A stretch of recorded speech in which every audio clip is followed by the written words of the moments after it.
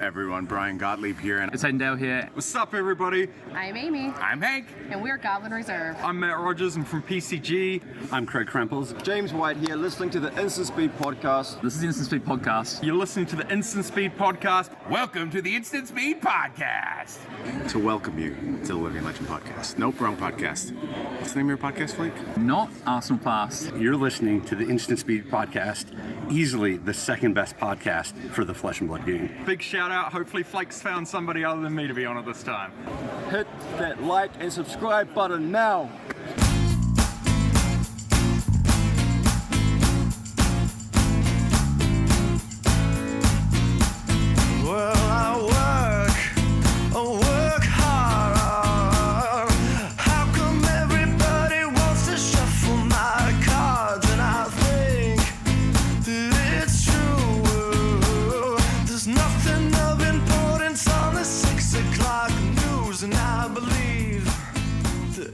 Games is the industry leader in both service and unique events in the TCG arena. Whether it's running the largest community-run tournaments for Flesh and Blood or providing service with a generosity that is unique to the Realm Games, you can count on the Realm for an unforgettable experience. Check out their website at realmgamingnetwork.com for details about their $50,000 Flesh and Blood tournament circuit happening all across North America. But check out everything else going on at the Realm, including tournaments for all kinds of other experiences. And just for you, ISP listeners, use the code INSTANT5, that's INSTANT 5, to get 5% off your checkout when you're buying from the Realm. Welcome, ladies and gentlemen, to episode number 112 of the Instant Speed Podcast, brought to you by the Realm Gaming Network. You can use the code Hayden Dale, INSTANT5 at therealmgamingnetwork.com and get 5% off. Even for you Australians. It's unreal, dude. All over the world, you're getting 5% off. But I do want to welcome our guest this week, which is a co-host of Arsenal Pass, a multiple-time champion. Arsenal Pass, the podcast of the year, according to the Speedy Awards, which is, frankly, the most recognized and longest-running award show in Flesh and Blood history. Did you know that, Hayden? I did know that, actually. Yeah, I did. Yeah, so thank you. Frankly, next to all of your calling championships and everything else, that is probably, I would imagine, that award is up there on that mantelpiece. If you gave a physical award, it would be to my left-hand side right now, next to my 2 trophies. Okay, perfect. That's what I thought. But either way, the always all-around sturdy Hayden Dale is joining us this week. Hayden, welcome back, my friend. Thank you for having me on. It's good to be back on the pod.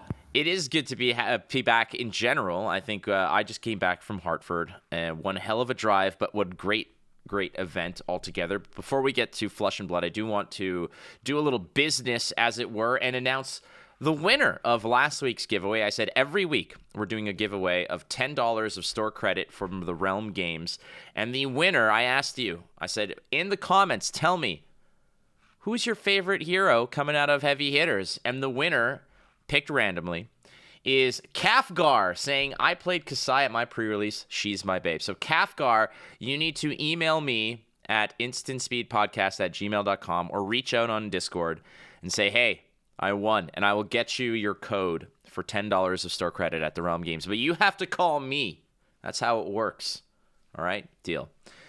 All right, Hayden. So let's talk a little bit about Heavy Hitters and the earliest impressions, because we got to now have it from a classic constructed capacity, lots of limited out there as well. But I think a lot of people are excited for the set, but in Hartford, it was a very interesting, I guess, reality when, frankly, these SCG cons, which are typically Magic events, let's just be real here, it was, at first I thought, okay, it's a 60-40 split of Flesh and Blood players to Magic players. But when I was sort of walking around the venue, I noticed that, okay, this whole column or 2 columns of tables, these are all Pokemon players. These 2 or 3 columns of tables are all Lorcana players. And then there's this quarter of the venue is the Magic events. Whereas this whole side of the convention center is all Flesh and Blood. So it wasn't a 60-40 split of Magic, or a Flesh and Blood to Magic, it was a 50-50 split of Flesh and Blood to, frankly, everything else, which is unreal. And I want to ask you your impressions early on about heavy hitters, and I suppose where Flesh and Blood can be now within the grander conversation of just TCGs and its presence within the space. I mean, it's a lot to unpack. I think Heavy Hitters is the best set so far for Flesh and Blood. It's my opinion. That's my feeling so far after playing Limited over the last few weeks of Heavy Hitters and starting to play some Classic Constructed. I think from a Limited standpoint, purely, I think it's one that LSS have kind of. It feels like their ascendancy, like you're kind of talking about, right? In terms of where are they now? What does the future hold? And I think Heavy Hitters is, you're seeing players returning, for instance. I know. Shout out to Rob Seigel. I know he was there at the calling half of this weekend. You're seeing returning players who maybe stepped away from the game for a certain point, and I think Heavy Hitters is bringing people back because it's an interesting proposition in terms of the gameplay, the dichotomy of draft. I've really been enjoying draft. I'm about 6 or 7 drafts in now, and I think every hero feels interesting. It feels unique for the most part. So I think this is one set, right? I think now the task for LSS and for the team there is to go and knock it out of the park a second time in a row. And I think that will do a lot of work for bringing both new players, returning players, and keeping people ingrained in Flesh and Blood, especially in Limited, which, let's be honest, right, has had a really rocky past. It's not been everyone's favorite format. There's been a lot of people who have disliked Limited, have only played Flesh and Blood 4 Constructed, and then even those players who enjoy Limited and play Limited have had criticisms in the past, but I think for the most part, Heavy Hitters is kind of, it's kind of nailing it so far. Yeah, you're right about that. I think that Limited, from the past few set perspectives, I mean, Outsiders was intriguing, it was great, but even some people said it's like, it was good, but it's not quite there yet. It's still lacking something. And when it came to Limited, Heavy Hitters comes in, and it is such a phenomenal experience.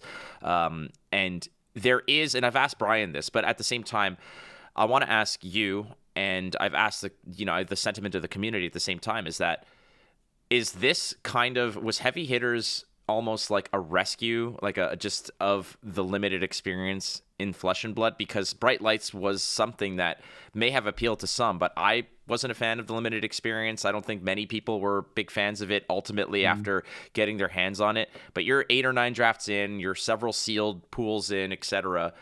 Is this the set that kind of rescues Limited for Flesh and Blood? Yeah, I think so, honestly. And I know, I'm sure Brian would have had a different answer. But I kind of agree. I think Outsiders as a Limited set, I had hope for, and I think it looked good on the surface and started to seed some of the things that we're seeing in Heavy Hitters pay off. I think about the hybrid class cards, for instance. I think about the 6-hero format. But ultimately, the replayability of that format was pretty low, I think, and there were some issues that I don't think had been tested internally. Maybe there's too much balancing for Constructed that didn't offset some of the Limited aspects and problems. The Seal format was, pretty poor, honestly. It really felt like I could only play 2 heroes. And then, I think fast forward to Bright Lights, and I think they try something completely different, something really unique, but ultimately I don't think it really comes off. I don't think that Limited experience is particularly great. I think it's very, fortunately with a single class, it is quite low on the dimensions, I think.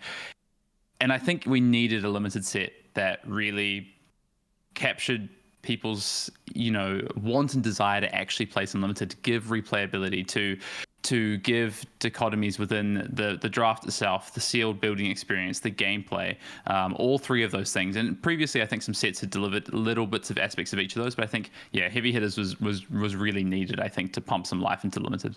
So clean and clear, just black and white, yes or no. Is this the best? Yes. Well, I was going to say no, but I mean, just for the setup for the future one. I love elaborate and detailed answers, please. Yes. No, I'm not definitely, no, I appreciate it when my guest actually explains and gets into the weeds. Whatever the question is, Flake, the answer is yes. Okay, perfect. Well, now the question has changed, so...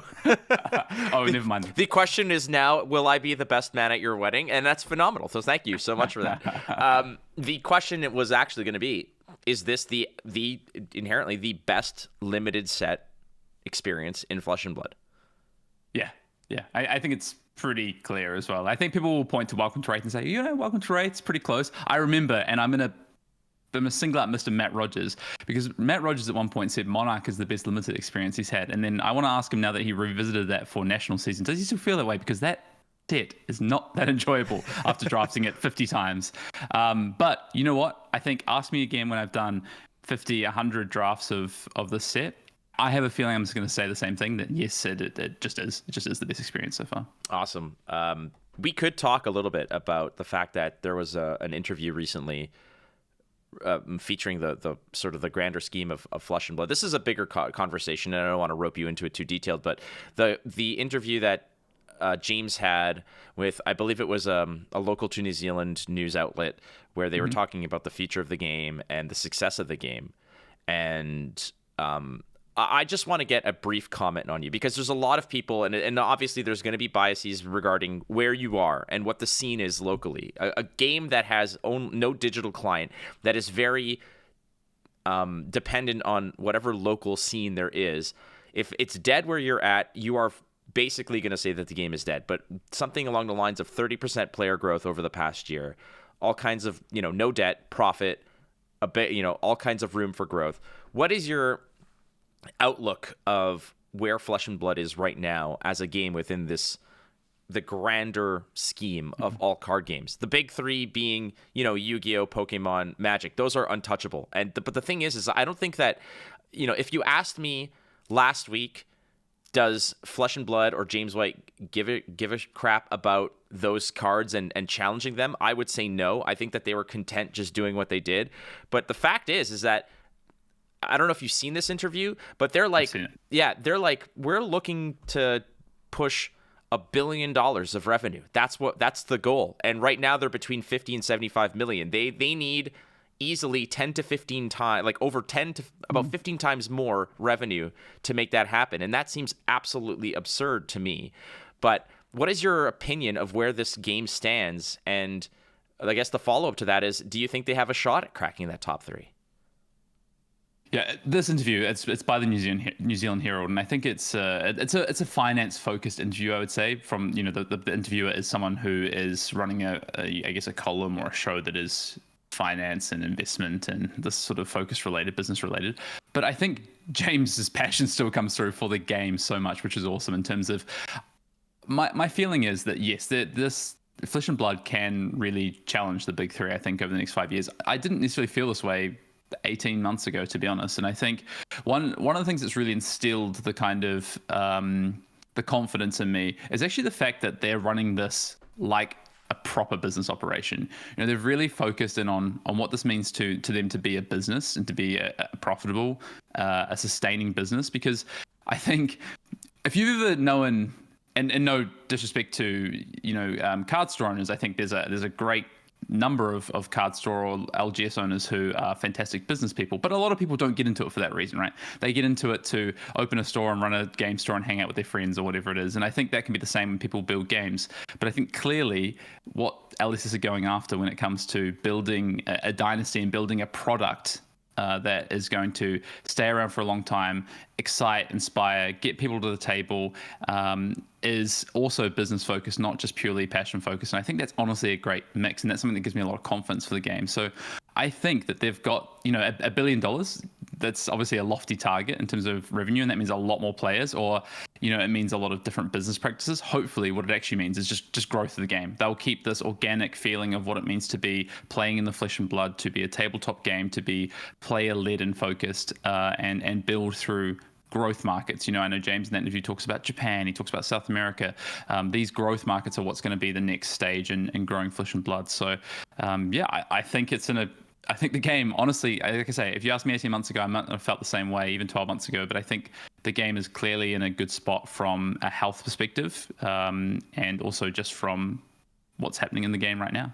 Yeah, I think that the term just $1 billion is just kind of like, I don't want to say it's meaningless, but it's just, you're not away. Yeah, you're not going to say, well, our goal is $650 million. Like you just say, you throw $1 billion out there just to like as a placeholder for saying we dream big, because frankly, if their goal is $1 billion, the first move they would do, in my opinion, is like, let's throw these things on the shelves at like Walmarts and stuff like that. Makes that's where you basically uplift that, like put it into Amazon and sell the crap out of it. But at the same time, you have to maintain integrity. Again, that's a conversation for another day. I want to talk. Did you see? Yeah. Did you see James's little pinky come up as you said $1 billion? That is. Listen, I was literally thinking about that, Hayden, because in my mind, I'm like, he needs to come up with a term or a number figure for this interview, and I'm sure he has no clue what is feasible but also lofty enough. Yeah, so he does our goal is $1 billion, and she's like, yeah, okay, no problem. Like, like that Tesla does that on a Saturday. Like, it's no big deal. Yeah. But for a card game company like Flesh and Blood looking to challenge these massive titans, it's no big deal. But I think that what you take away from that interview is not necessarily that they have this lofty financial goal. It's that they have lofty goals in general. And I think that's a good thing, that the passion hasn't fizzled out. They're not cruising and saying, we're making $75 million of revenue a year. That when 10 years ago, when I was designing this game in my basement, that was a pipe dream and an absolute fantasy land. And now that's the reality. I think it's merely a fact that our passion is still there to grow. And that's what I'm taking away from that. Let's talk about the Brute class and the Brute Ascension, as you yourself are very well positioned, as a lot of experience, a lot of success with that class. Where is the Brute class currently? With heavy hitters? Well, with the release of heavy hitters and sort of this first Hartford, I mean, I had an interesting... I played in some side events. I got smacked around by a KO on Bravo, and trying to fatigue it. And then I played against another KO, and my opportunity there was, I'm going to trade with opportunity, and I beat the crap out of that KO in that regard. There was a couple bad dice rolls or reveals or discards here and there, and that's the topic of today's discussion. Ultimately is going to be variance. But where is the class after heavy hitters?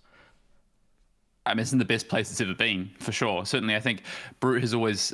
I think since Crucible of War, so we're going back to the really early days, the first 18, 24 months of Flesh and Blood, Brute has not been in a good position when it comes to class constructed.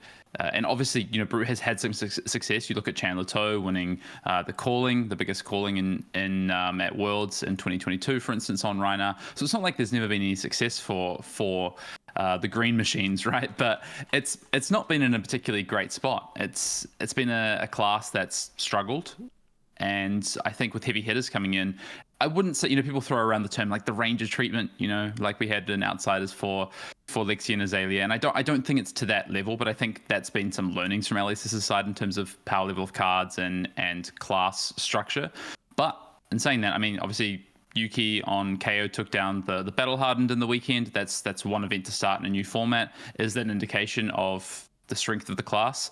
I think a little bit. I think KO is clearly being given the tools to be a value-orientated player in the game, and that's not something Brute is necessarily happy for. It's had to rely on other factors, and that gives it automatically a contender in terms of the top at least third of the field when it comes to class constructed. So I think the printing of KO as a hero, along with agility tokens in particular, I think has put Brute into a much better sphere of playability and competitiveness than it's ever been before. Well, you talk about the strength of Brute, or the fact that KO won the Battle Hardened in Hartford. It's the strength of KO or the strength of Brute. I would argue it's the strength of Yuki Lee Bender, frankly. Well, I mean, I know that you're not trying to disparage or sort of lessen her involvement in that win, but she took out Majin Bay on Kano, which in itself was a story. I was there. I spent the entire weekend, shared an Airbnb with Majin Bay, and there's no more roller coaster ride than he had that weekend. But that's a whole other story. Ultimately, the fact that KO was so prominent, we saw KO be almost like the de facto choice within limited, be it sealed. KO is always kind of bubbling to the top. It's a very strong hero. Doesn't need too many moving parts to really get the job done. It was always in the driver's seat. in terms of draft, it's an easy way to pick up from a draft perspective over Rhinar. But now in Constructed, everybody was kind of thinking, okay, is it Leviah that's going to get the benefit here from Classic Constructed? Is Rhinar actually going to come out and start swinging for the fences? Or I'm going to ask you, Hayden, is KO the Brute setting the tone now for the class? Yeah, I think just quickly on that as well. I mean, Yuki's had a phenomenal last 12 months, by the way. And I think I think you did award Yuki Player of the Year, right? It was Michael Feng. She was a finalist, though, right. I believe. Yeah. All right. Well, my personal Player of the Year was Yuki Lee Bender. There you go. But also, Nia Tran also made top 8 with the same list, right? Of the Battle Hardened on the weekend. He lost to Majin. I watched that game. He played magnificently.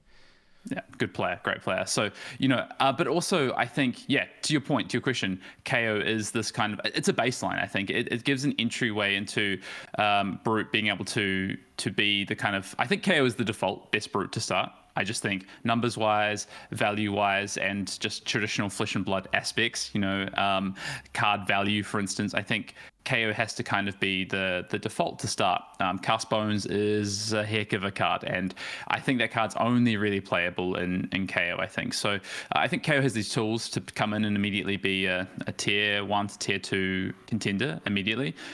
In terms of the other Brutes and kind of where they sit alongside KO, I think a lot of hype was initially for Leviah, right? Because it's always so close. It's always like, if you go and talk to Ethan and his League of Leviahs, right? It's like, it's almost there. It's almost there. But, and agility tokens this time, right? Newness and something exciting for Leviah. But I still think Leviah suffers from all the classic issues that it has previously. I don't think anything changes this really, to be honest. And I think it's the worst Brute of the 3 now in Classic Constructed. I think Rhinar and KO are pretty close in terms of fighting that out for who's going to have the next impact on the Classic Constructed meta, at least from a Brute perspective. Will that be long term? Not sure. But I think KO probably edges it out because just the overall value, I think any given meta, I think KO is going to be able to perform. I think Rhinar is going to need some more specific help when it comes to meta considerations. So Leviah actually kind of falling to the bottom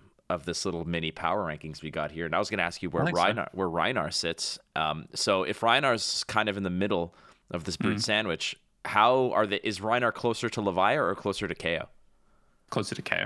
I think Rhinar is pretty good. I just think it's going to be a little bit meta dependent on whether you want to wheel out Rhinar, and it always has been, right? Because Intimidate is such a powerful mechanic, and I honestly think Intimidate is looking better than it has previously in a lot of formats. I think we're seeing this kind of ascension of like a lot of mid-range strategies. There's no true aggro bad guy in the format right now.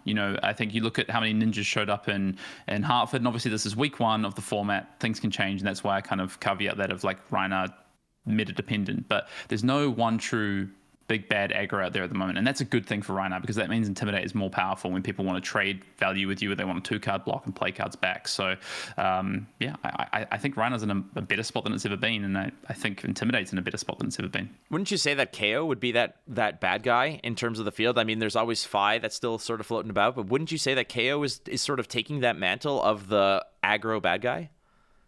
I'm not sure KO is really an aggro deck, to be honest. I think you can have these aggressive, explosive hands, and do it fairly consistently.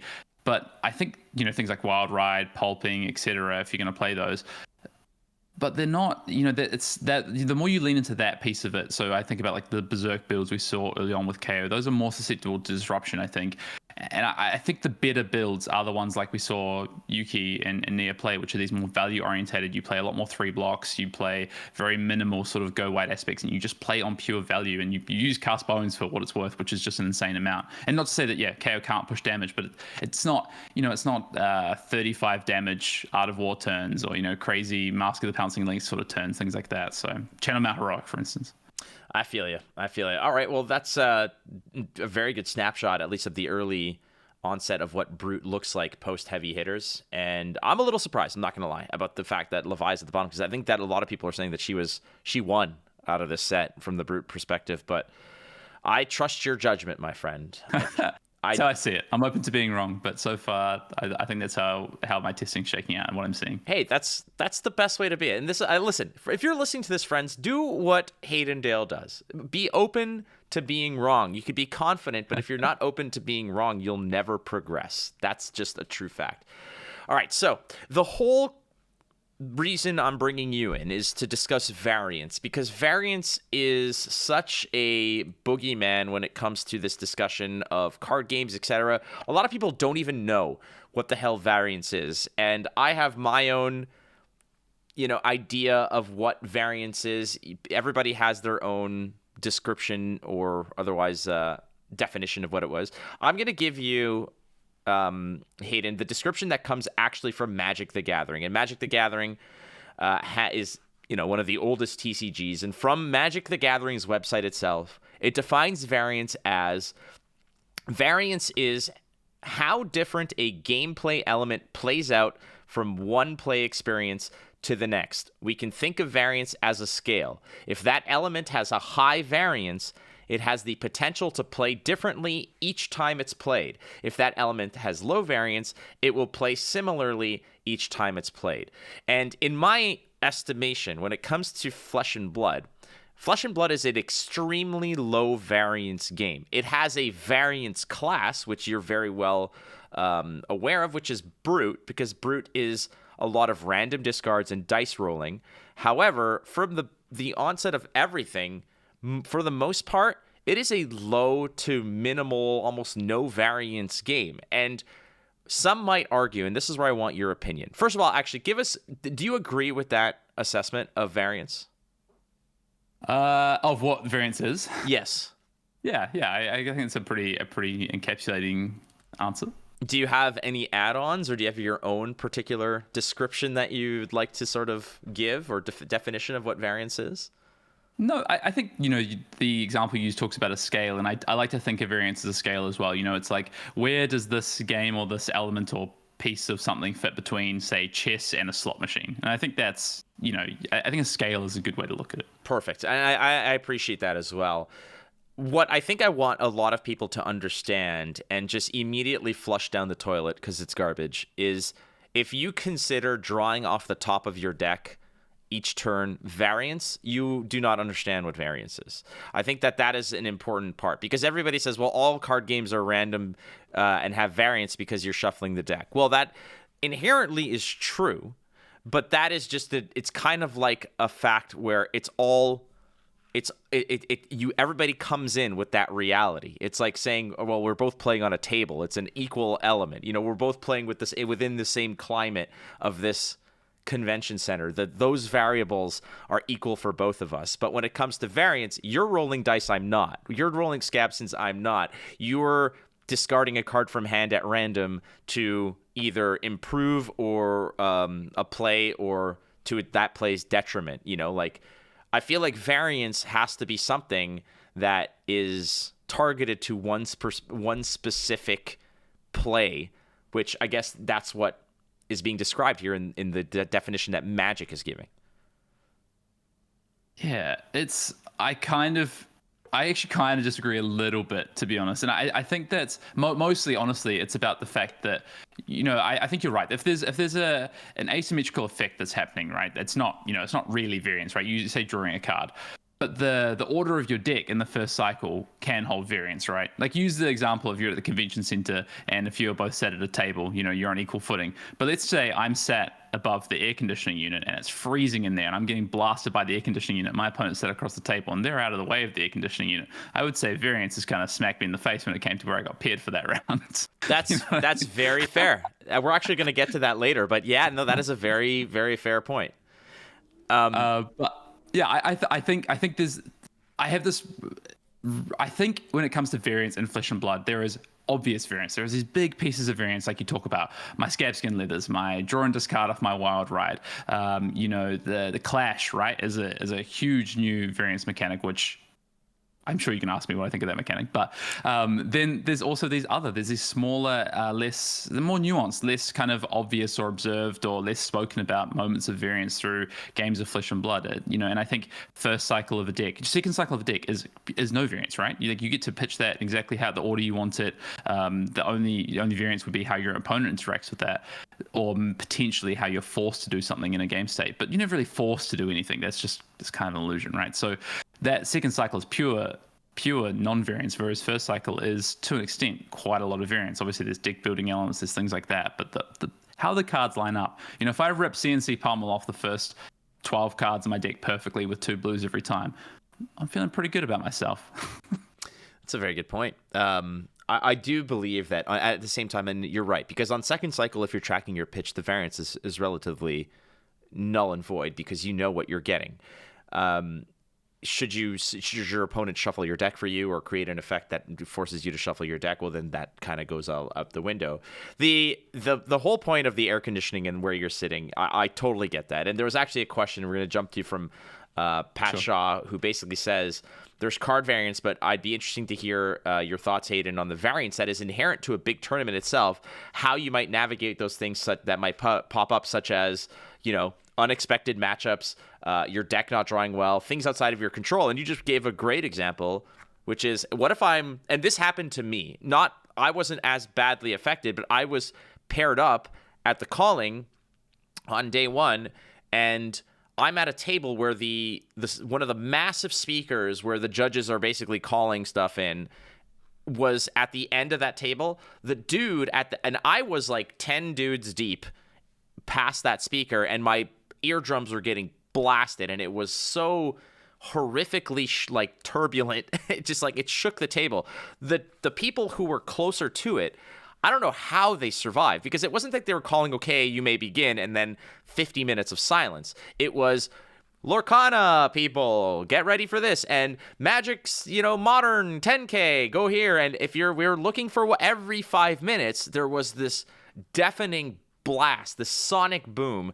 And that person, I don't know how any of them at closer to that could even concentrate, because when it's not blasting your eardrums, you're almost living in fear of the next time it would get nailed into your eardrums. Mm-hmm.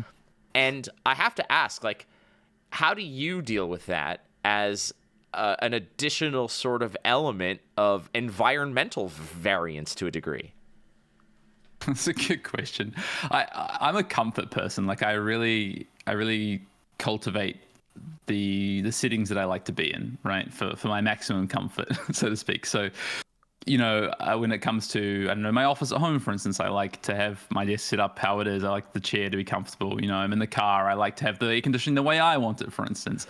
I prep the clothes I'm going to wear on a day based on the weather, so I make sure I'm going to be comfortable and not uncomfortable. So I do struggle a little bit with environmental factors sometimes when it comes to these events, because let's be honest, right? You go into an event you've never been to before, and it's a card gaming event. You toss up what you're going to get. It could be too hot, could be too cold, could be too loud, could be it could be all these things, and it is really difficult, I think, when it comes to environmental factors.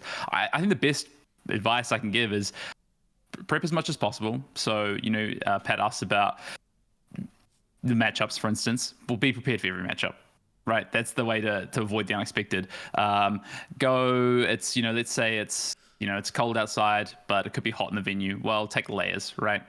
Rather than just wearing a base layer that's a heavy knit or something, I'll wear a t-shirt under a piece of knitwear under a jacket or whatever, so I can have the layers to take off. I'll make sure maybe there's no food at the venue. Oh, I didn't bring food with me. My prep is I'll bring food with me, so to make sure I'm not going to go hungry at the. I think as much as you can do, just try and get ahead of things. Try and be prepared for the variance that's going to try and kick you in the butt when you get to the venue. And you're right about that. And it's crazy because you think about it from the perspective of, okay, I'm playing Bravo. I need to get X amount of reps into Lexi, X amount of reps into Icelander, X amount.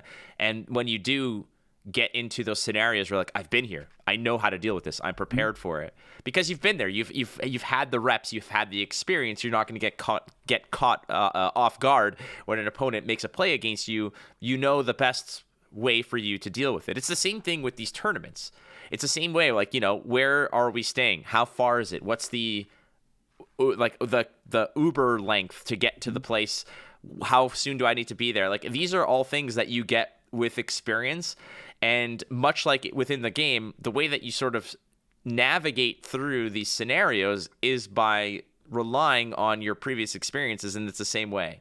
So like you said, pack some food, pack layers, know these things in advance. And you're right, because it does help you in that case. Like, I've played a tournament where, exactly like you said, it is hot outside and cold in the venue, and I show up in a t-shirt and I'm absolutely miserable in the venue. It's like, now I know. I absolutely know. I don't care how hot it is outside. I have a sweater in my bag because the inside might be, a meat locker. Ultimately, though, Pat, I think that there are just certain things that, like the variance, quote unquote, of these elements, like your opponent. Well, your opponent, you can't review tape of everybody who's playing at a particular event, but you can practice against the heroes that they're playing against. Same thing like you mentioned about everything else. So would you say that preparation and repetition is your best defense against variables and variants that you have no control against? 100%. I mean, there's you take one or however many things you want to take. There's different variables to every aspect of something, right? So let's take matchups, for instance. You know how many variables are there to the matchups you're going to play. The iteration of how you draw the first cycle of your deck, that is something that has a lot more variables and is a lot harder to control, right? But the ones that you can control and the ones you can prepare for, if you invest your time, if you rank those, which ones are more important, more impactful, you can invest your time in the right ways. Let's say, we're up to like 20 something heroes, right, in Class Constructed. But if you say, okay, these are the 10 heroes I care about the most to get my reps in, and then these other 10, I'm just going to spend 15 minutes thinking about how I would play. I'll send a message to a friend who's a specialist in this hero, and how would you play this matchup if you had to play, if you were me on the other side of it. I'm going to go into the purple Discord and be like, look at the, how people are playing this matchup, whatever, 15 minutes. Or even 10 or 5 or whatever. But I think all the variables that you can at least attribute for and prepare for, you're going to be able to set yourself up for some success. And then others, the ones that are so vast, the ones that you can't control as much of or you can't prepare for, then the only thing you can really do is in the moment not get tilted by it and just be ready to react in a way that's going to be more favorable for you. Yeah. The not get tilted by it part is hard to navigate, and I think that to a degree I've become immune to it because of repetition, of legitimately the fact that I have been there so many times that I understand that it was a 1 in 100 situation, or like there was one card in their deck that they could have revealed off the top to beat me, and that would happen to be it. Everybody has a story like that. I remember I made a Gwent video ages ago, like 4 or 5 years ago, where I lost a game to, I did the math, it was a 1 in like 76,000 odds thing. It was unreal how that happened. And I just said, I'm not mad at that this happened. I just want to show you how ridiculous it was, how I lost this game. But at the same time, you understand that, when a game that is being played 100,000 times a day, something like this with those types of odds is going to happen. And I'm immune to it because I've played thousands and thousands and thousands of card games, and not like titles, but just actual games. So I've been on the receiving end of bad luck, and I've been on the winning end of crazy anomalies in variance that have pulled me out of the gutter to win a game. Both are just as spectacular. It just so happens that there's going to be somebody who's happy about it and somebody's unhappy about it. And frankly, I'm now at the point where when I'm on the receiving end, I'm just glad that I was part of that story. That, hey, I was here for this very unrealistic circumstance that now you have a good memory for. And it's like, I beat Flake by, doing this random crazy thing that was just so cool. And I'm like, yeah, it is cool. And I think that just sort of part of variance is just that. It's that it's out of your hands, right, Hayden? And there's nothing that you can necessarily do. You're kind of at a Jesus take the wheel kind of situation. But maybe before we get into heavy hitters and the clash mechanic, do you have advice that you can give people when it comes to being at the mercy and the brutality sometimes of how variance can just slap you around? I think it's just think that it's going to be in a game, right? Generally, it's going to be a moment in a game where something happens that, it's the 1 in 76,000, like you say, or 776,000, like you say. This thing that in the moment just feels so disparaging, or it's like, how, what is this, I drew all 3 of my power red card in my opening hand and I'm forced to block with it. Like, that's just never happens. It does happen. And I think it's just a moment in time, right? And it's like, I think the thing I always think about is the fact that, like, after this game, there's another game. Whether it's at this event today or it's an event next week or, it's next year's Worlds, whatever it is, I think the kind of way I try and encapsulate it to myself is like, there is another game to be played. And this happened to me, but also I think sometimes to try and balance it out, I just think back to the rest of the event or another game and I go like, yeah, but remember the other day when I got the good side of the variance, when I just absolutely ripped that, that double 6 and to intimidate my opponent's only 2 block cards, so they're left with 2 non-block cards to perfectly win the game.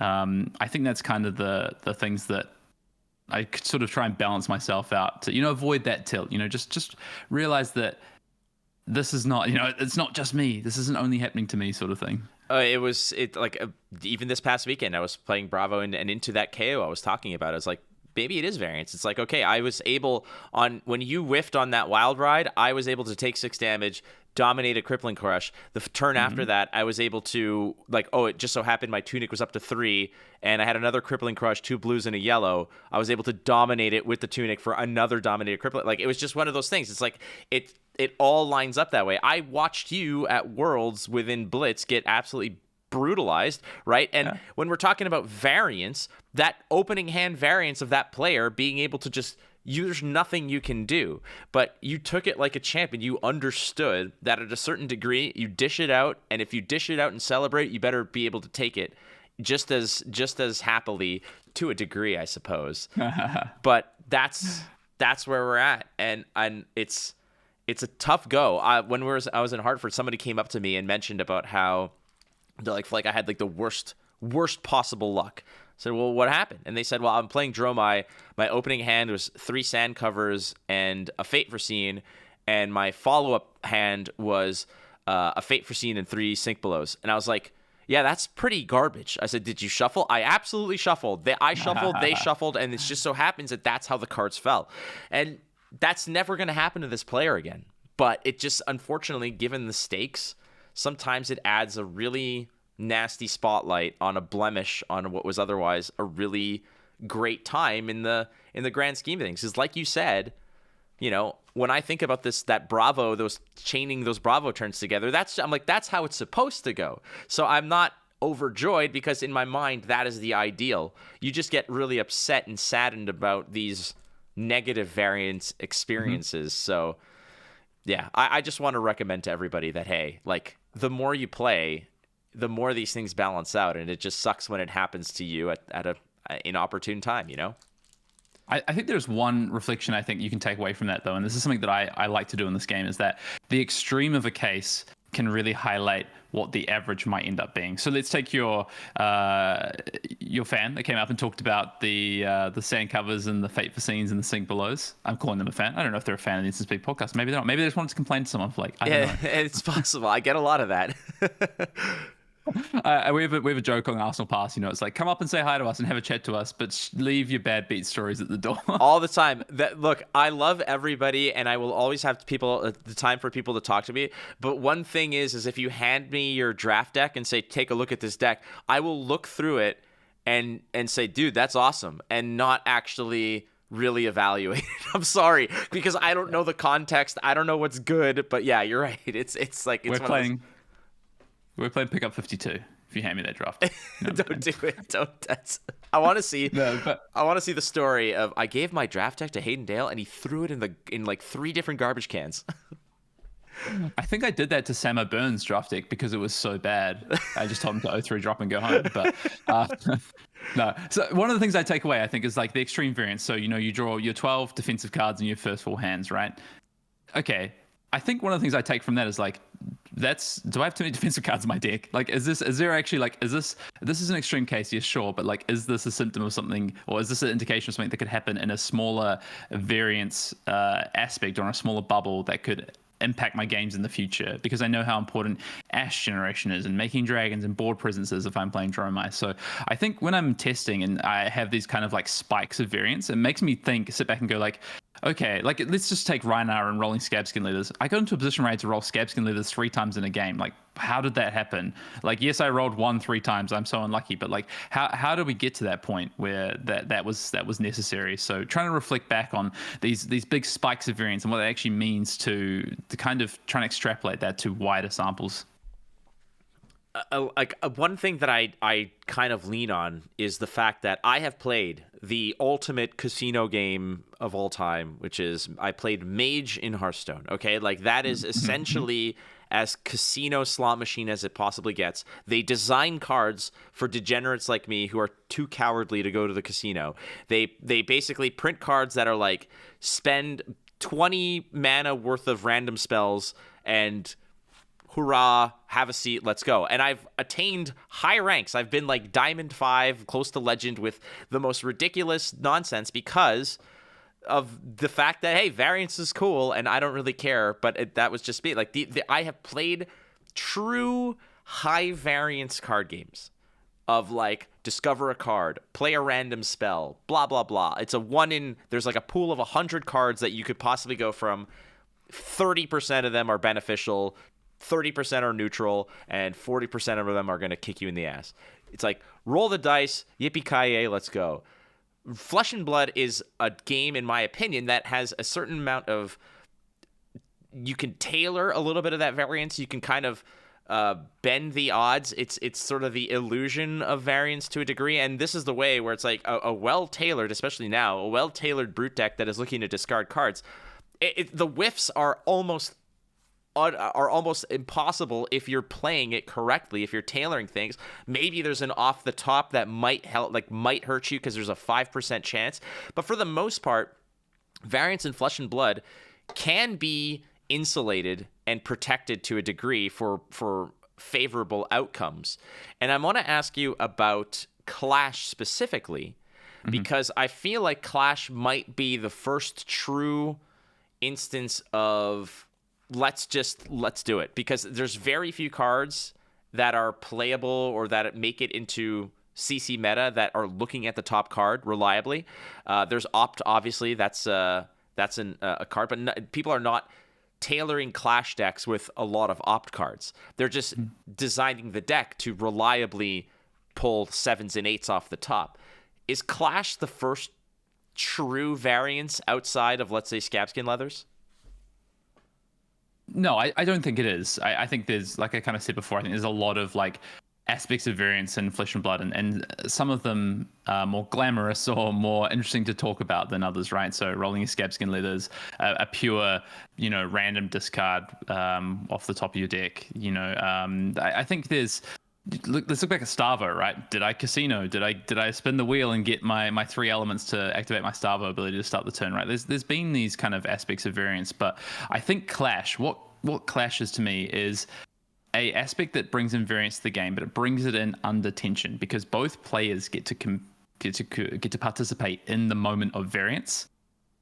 And there's an outcome to it. And I think that is a very interesting way to bring variance into the game where you involve both players, because a lot of the time the variance has been, or any given piece of variance is just one-sided. This is two-sided, right? You get both aspects. And it brings a variance under tension, which I think is a great game design piece, because you get to have this interaction, which you don't often get to do with variance. So I think it is the most unique form of variance that we've seen introduced to the game, and I think it's a good one.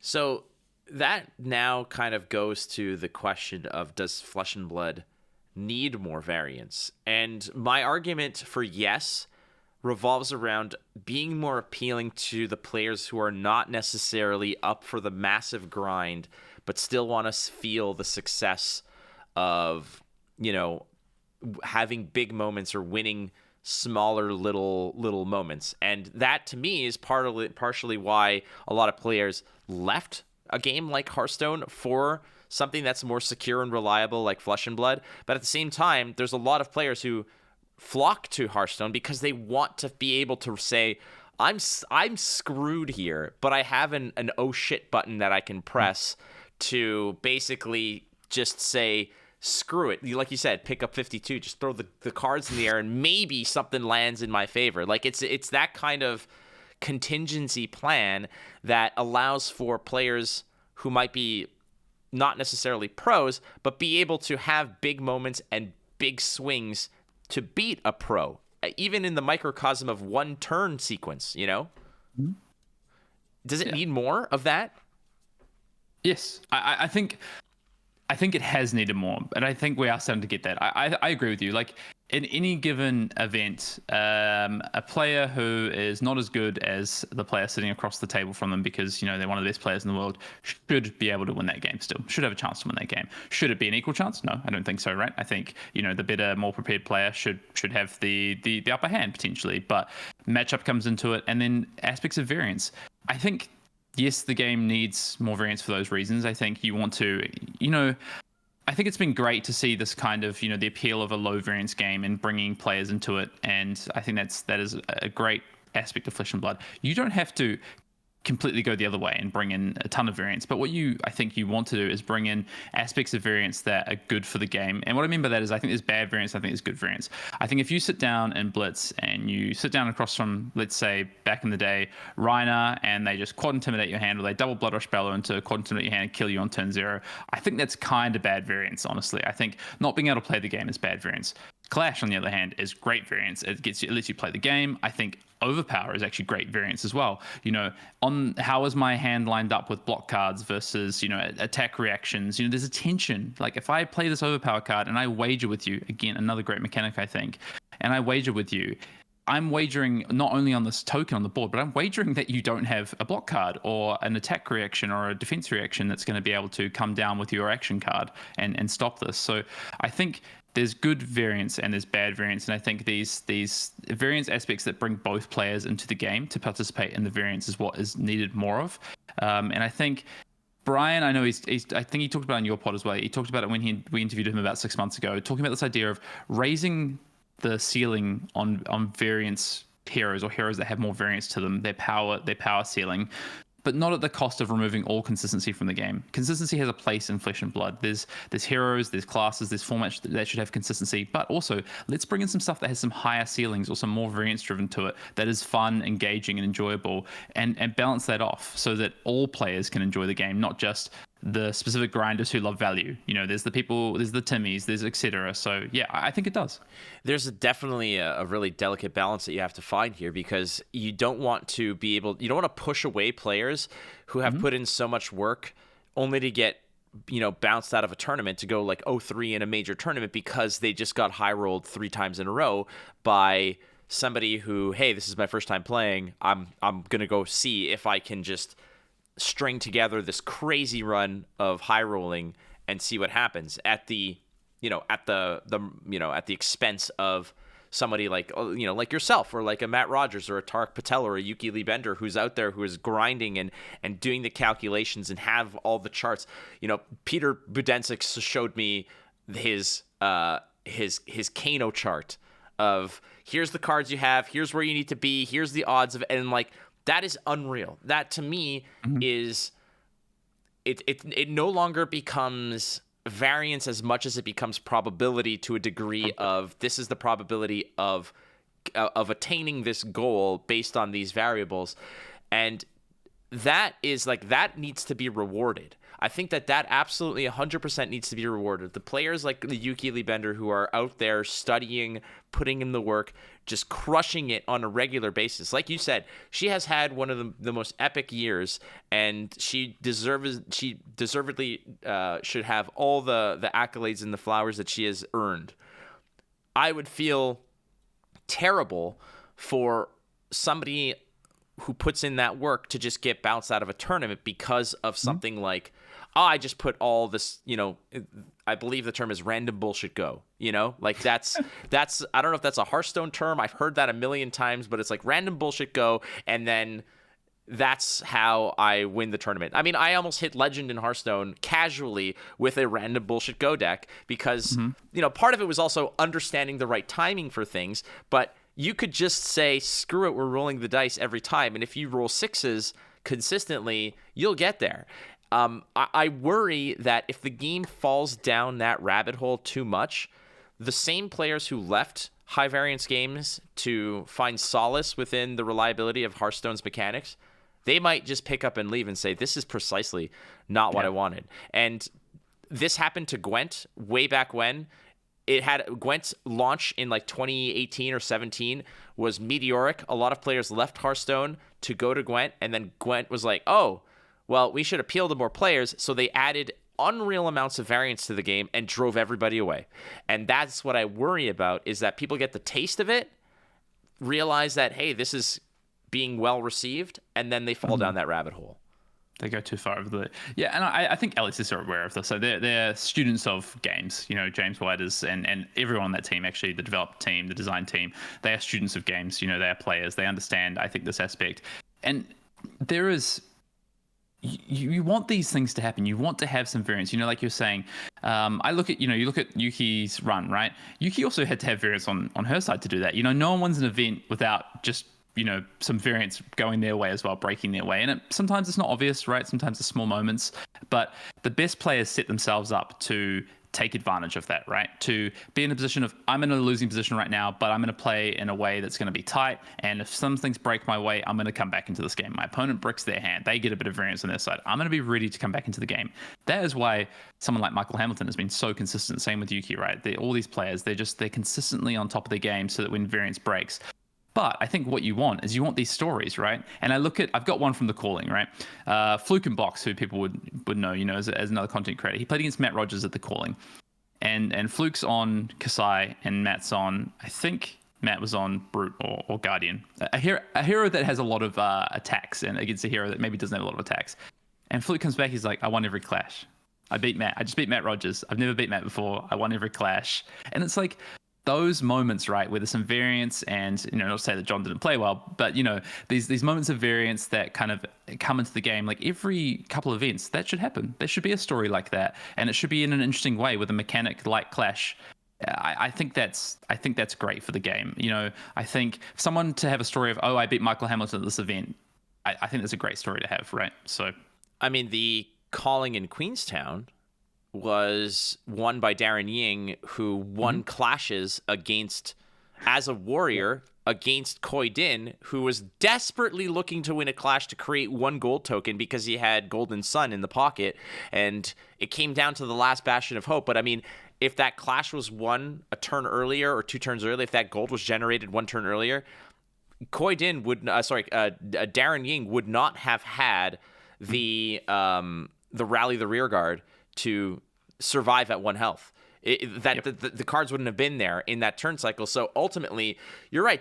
There's certain amounts of variance that you just cannot account for, but they have to be there. And yeah, sometimes you go on a heater like that, and it makes for a story. I could only imagine what was going through Koi Din's mind for that little period of time where you're like, if I just won one of those clashes, like if I won the clash 2 turns ago, I would have been able to close out this. I would have been able to make this play a turn ago, and Darren Ying would not have had the tools to block it, and I'm the Calling champion. It's crazy how these dominoes fall this way and the ripple effect of it. But at the same time, it makes for great stories. Like you said, when Fluke beats Matt, I mean, I've done that. I've been on the receiving end. I've been on Matt's side. I was the Guardian against the Warrior, and I lost all my clashes, like 6 of them. I either tied or lost them. It was unreal. But that's the reality of it. And I think that it does add an extra layer of appeal to the game. But I think, like any cake, if it's 80% icing, it just becomes gross. And I think that the variance to me is like the icing on the cake, that if it's too thin, you could barely taste it, but if it's too thick, it becomes unpalatable. Agree. And I think something like Heavy Hitters has this mechanic. We're talking about Clash, right? We're really hitting on it, and people have been speaking about it a lot. And people point to and say, it's too far, it's too much variance. But then I point and go, the rest of Heavy Hitters is a really consistent format and set. And I think you've got this one mechanic. There's a lot of skill mechanics in the set. Wage, for instance, that's a really skill-driven mechanic, I think, on the flip side of that. So I think this kind of having this clash mechanic as this kind of central point, this focal point of the game that's super flavorful to the set, is really interesting and good for the game because it balances off the consistency elements. So because we talk about it a lot doesn't mean, we don't talk about, if I went through and was like, yeah, if I had 3 hands in a row where I drew 2 blues, if I had 1 hand where I drew 3 blues, the game, I'd be the calling champion. There's just not a sexy kind of variance discussion, whereas the Clash one is, but it's actually pretty similar a lot of the time in terms of the level of variance. So, and look, the best players, you talked about, Koi in that situation, one Clash earlier, 1 Clash win, it'd be a different story. And I completely agree. The thing is like the best players, the most consistent players, they keep putting themselves in that position to be able to do that. Koi will come back. Koi's a good player. Koi will have his time again to be able to do that. And I think that's the mark of the best player, is that variance might not go their way on one day, but it will another day, and they're going to put themselves in the position to take advantage of it. Well, you think about it, if you ask them, it's like, hey, Koi, would you have rather had all the variants go your way when you won the Vietnam National Championship, or would you rather have it go your way at the Calling in Queenstown? I think that it's an easy decision. I'd rather be the national champion. And ultimately, just having that under your belt, he'll bounce back. He was also one of the nicest people. So is Darren Ying. I mean, that final was just very nice. incredibly kind people. And but ultimately, you got to pick a winner, and there's only one winner to be had. And if I were to say, Hayden, I think I'm the winner of this conversation here. Frankly, it's always cool to have you on the show, especially to talk about something like variance. And I want to say, wagering is so freaking awesome. I know you mentioned it, but playing this past weekend in Hartford and seeing how the bet, like the spoils, like what is at stake is equal for both players in a static form. It's a token. You get it or I get it, but the implications of the value of what is up for stake is so different. Because if they have an agility token and you give them and you're wagering a second one, they don't care about it. But at the same time, if they don't have one, they desperately need one, then they're enticed to block. And suddenly, if they're blocking too much and they get the agility token, but they don't have enough resources or cards to make use of it, it's so awesome. The wager mechanic added so many layers of strategy when that kind of came up. I thought that, again, to sort of circle back to the fact that Heavy Hitters is, so far for me, my favorite set of all time. I think it's going to rapidly cement itself as one of the benchmarks for Limited, for new mechanics being introduced, for cool new heroes, for flavor, etc. And I don't think a lot of people heard this, but at the LSS tour that we got to do at the Celebrational, James was mentioning that as cool as this set is, the follow-up set is, and I'm paraphrasing, but it's as close to verbatim, the follow-up set is his favorite set, and he considers it his masterpiece. And that is a very intriguing thing to think about, because the bar has been set high now. Yep. All right. Hayden Dale, you legend. Anything else you want to add before I kick you out of here? No, thanks for having me on. It's good this is a conversation that I think is close to me. It's a very interesting conversation. So thanks for thinking of me, for having it. You're the first person that pops in my mind, definitely, was you. And I enjoy having you on the show because you're just you're well-versed, you're well-experienced, but you're also very articulate, and it's awesome to have you on. So Hayden Dale of Arsenal Pass, a multiple champion of various degrees. I don't even want to name them because I'm going to cry in a corner. Because my claim to fame, winning an armory draft that had, I think it had Isaac Crute, Sean Dollywall, Aaron Shantz. Oh my God, who else was in there? Matt Dilks was in that one. It was like this Murderer's Row armory throwaway draft of Uprising, and I won a Cold Foil Emberblade going 3-0. That to me is the greatest achievement of my life, was winning that armory. And that's fine. Take it. I'll absolutely take it. Before we say our goodbyes, I do want to say that there is still the Tier 3 Patreon Go Again segment. I'm locking you in. You can't say anything about it. I'm going to ask questions to Hayden Dale, things like, hey, what class needs the most work? What is your go-to karaoke song? And what is better, American football or hockey? I'm going to ask him all these questions and more So if you want to, you can go to patreon.com/instantspeed, become a tier 3 Patreon supporter, and we'll have an extra little rapid fire conversation. Learn all the ins and outs of Hayden Dale, including what song I'll be singing at his wedding. I will give you all this information. And for everybody else, I do want to say thank you to our sponsors, of course, to The Realm Games. Go to therealmgamingnetwork.com. Use the code INSTANT5 to get 5% off. But also, I promise you, every episode, I'm giving away $10 of store credit. So here's what you're going to do. You're going to go in the comments of this video, and you're going to tell me, say, Flake, here is my craziest Variance story. Give me your Variance story, and I will pick one of you to win $10. Because earlier today, we said that Kafgar, who told us that Kasai is his favorite new hero from Heavy Hitters, won $10. And we're waiting for Kafgar to email me at instantspeedpodcast@gmail.com. All right. Friends, lovers, strangers, everyone in between, thank you so much for listening to the Instant Speed Podcast. Don't forget, you're not losing if you're learning. We'll catch you next week on ISP. Well,